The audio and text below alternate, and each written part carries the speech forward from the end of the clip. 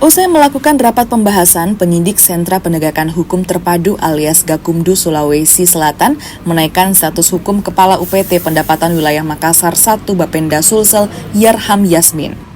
Yarham resmi berstatus tersangka atas dugaan pelanggaran pidana pemilu.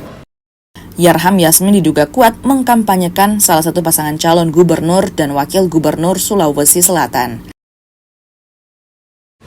Oh sudah, kemarin waktu kita sudah kajian awal dari Bawaslu, sudah pleno pimpinan juga sudah kita lakukan pengiriman berkas ke BKN melalui aplikasi yang terintegrasi dengan BKN.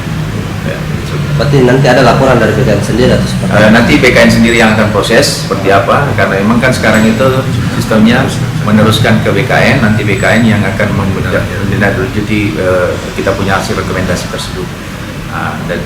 Dan itu biasanya jatuh kepada aplikasi yang kan sekarang itu kalau ASN itu kan ada aplikasi.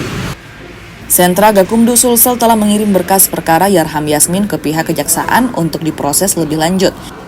Sementara 2 ASN lainnya yang berfoto dengan Yarham berinisial AR dan ZA, statusnya saat ini masih sebatas saksi.